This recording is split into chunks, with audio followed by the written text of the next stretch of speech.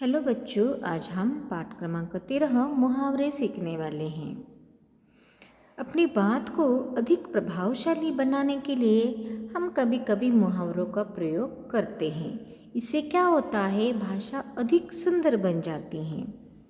अभी देखो, नेहा तो अपने माता पिता की आँख का तारा है। आँख का तारा मतलब बहुत प्यारा। आगे देखो, रानी लक्ष्मीबाई का घोड़ा हवा से बातें करता था। अभी हवा से बातें करना मतलब तेज दौड़ना। बच्चों, मुहावरा ऐसा वाक्यांश होता है जिसका विशेष अर्थ होता है। जैसे ताजमहल को देखकर विदेशी दांतों तले उंगली दबा लेते हैं, या माँ जल्दी खाना दो, पेट में चूहे कूद रहे हैं। इन वाक्यों में दांतों तली उंगली दबा लेना और पेट में ही चूहे कूदना, इन दो वाक्यांश का विशेष अर्थ है।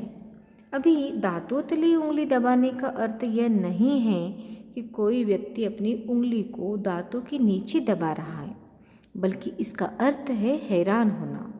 इसी प्रकार पेट में चूहे कूदने का अर्थ यह नहीं है कि किसी भी व्यक्ति के पेट में चूहे हैं और वे कूद रहे हैं, बल्कि इसका अर्थ है कि बहुत तेज भूख लगना। इससे हम ये कह सकते हैं, विशेष अर्थ प्रकट करने वाले वाक्यांश को मुहावरे कहते हैं। अभी आप ध्यान में ये भी रखना है आपको, मुहावरों का प्रयोग वाक्य के अंतर्गत होता है। मुहावरों का प्रयोग विशेष अर्थ के लिए होता है। मुहावरों में प्रयुक्त शब्दों के स्थान पर पर्यायवाची शब्द प्रयोग नहीं किए जा सकते। अभी हम कुछ मुहावरे और उनके अर्थ देखेंगे। देखो, जैसे अगर मगर करना, यानी कि टाल मटोल करना। इसका वाक्य में प्रयोग कैसे होगा? अपना गृह कार्य करने में अगर मगर नहीं करना चाहिए। अपना उल्लू सीधा करना, यानी अपना काम निकालना। आजकल हर आदमी अपना उल्लू सीधा करने में लगा है।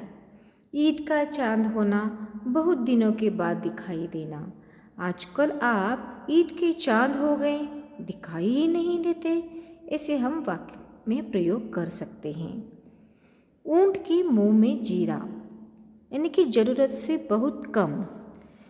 तो वाक्य में प्रयोग कैसे होगा? देखो, 2 लड्डू तो मेरे लिए ऊंट के मुंह में जीरे के समान हैं। देखो, और एक खाक छानना, यानी कि दर दर की ठोकरें खाना।